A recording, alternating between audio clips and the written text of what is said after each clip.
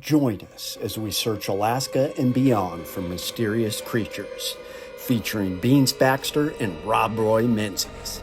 This is the Alaska Bigfoot Studies.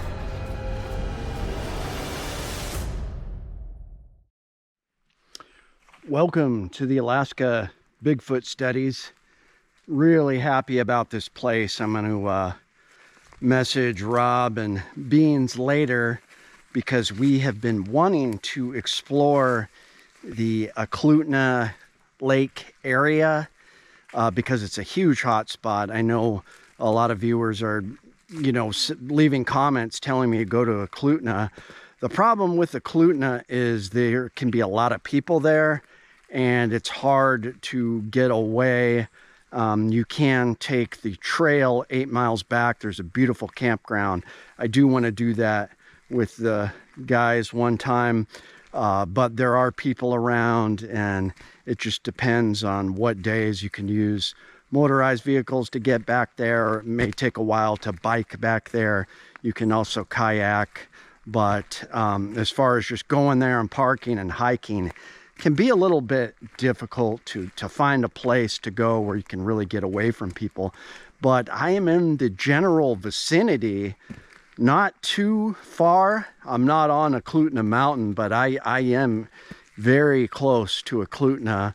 And I've got this new theory that if you want to find Bigfoot, you got to be kind of doing something else. If you go out with a team and you're like, we're going to find Bigfoot, they just sense that. They're so smart that you're not going to see one most of the time, I don't think. But if I'm doing like a combo trip, like my primary goal in this area is to hunt moose and bears with my buddy.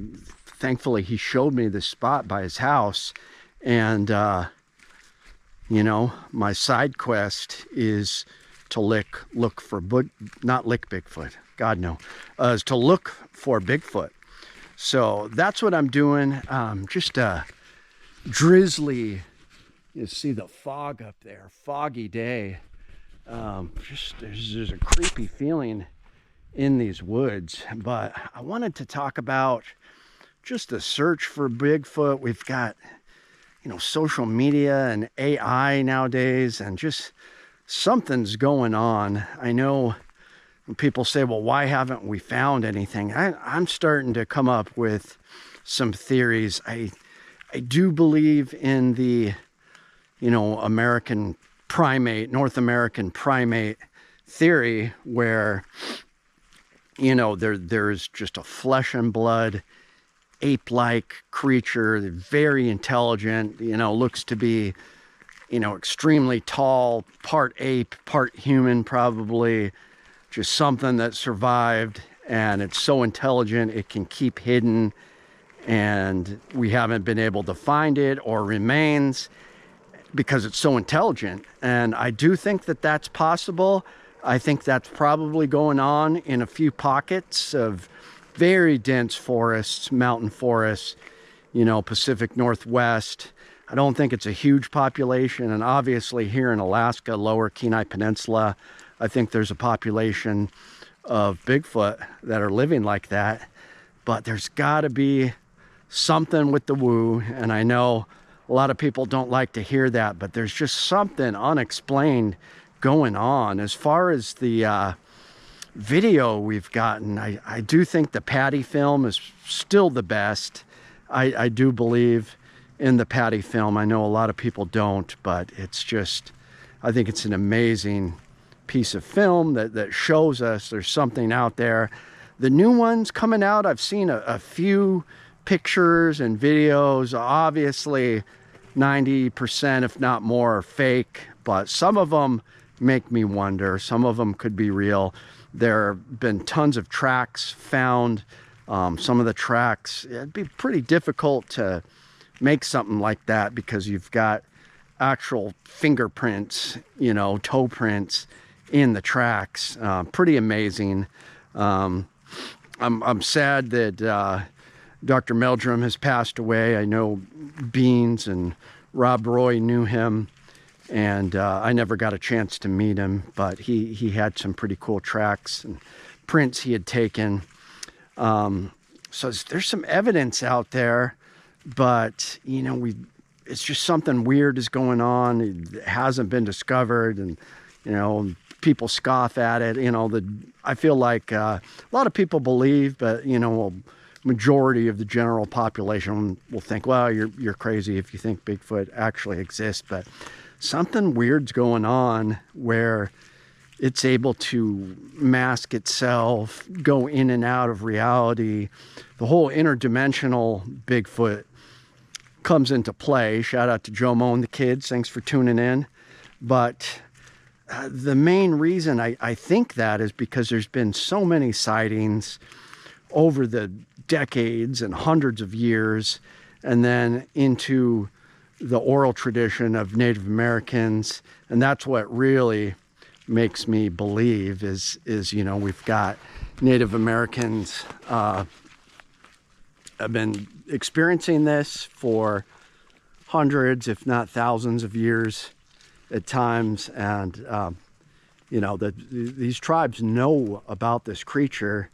And so you mix that with the sightings and some of the other evidence, and I just think it's out there, but something weird is going on that's just unexplained. It's kind of like the new UAP video evidence that just came out, where you know, people are having a hard time explaining it. This UAP, you know, what we used to call a UFO, was hit by a Hellfire missile, and 3 perfect sized pieces broke off of it and just followed along like they were in a gravitational field.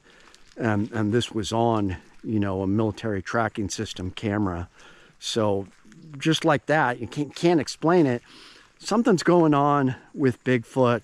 And I don't think it can be explained. I just don't understand, but it's something very mysterious in some kind of interdimensional world. I truly believe that, because we've just got so many reports of orbs and mind speak and Bigfoot vanishing and disappearing. That would explain why it's so hard to find.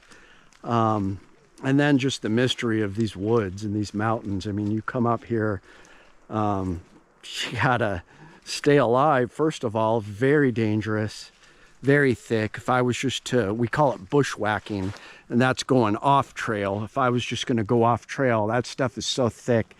It's very slow. It's very dangerous. It's very hard to find your bearings and not get lost. And that's why in some of these pockets, it could be a North American primate, you know, flesh and blood just living, because it is so hard to travel in that stuff.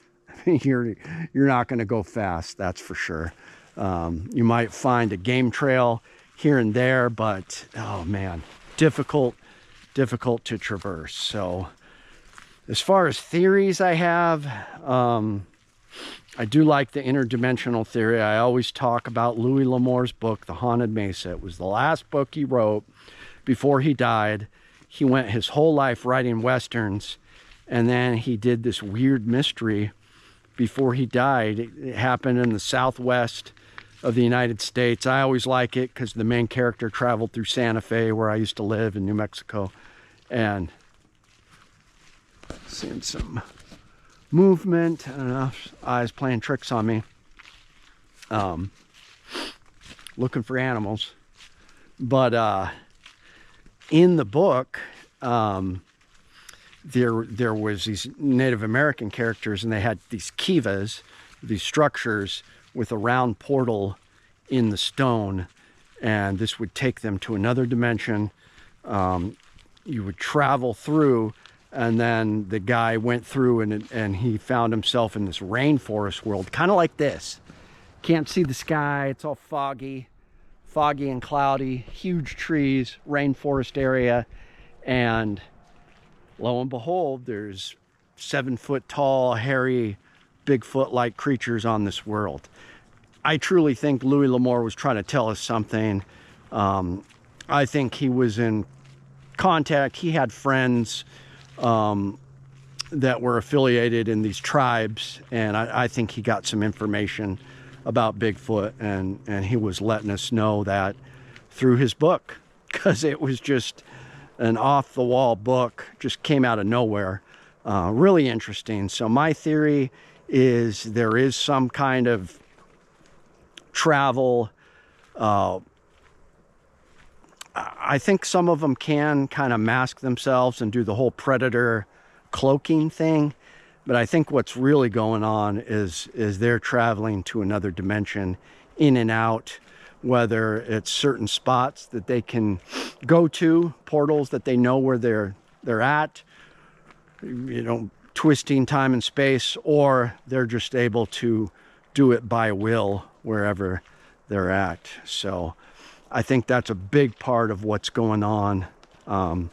And I don't think that one Bigfoot in one geographical area is the same as another. The Bigfoot in Alaska that we have is different, even in different areas of Alaska, than you'd have in Oklahoma or the Southwest United States, or even the Pacific Northwest. These Sasquatch up here are wild, and they are mean. So you got to be prepared and ready, because the stories, especially around Port Chatham, that was not a nice creature. So I am going to talk more in upcoming episodes about the Nephilim connection. I don't think that theory is true for every place, but I think there's something to it, just because it's such an interesting, you know, story and origin story. Hearing things. But thanks for tuning in. We're going to have some more expeditions in store before it snows, and even in the wintertime. Very excited. Thanks for going on this journey with me. I will see you guys again next Sunday.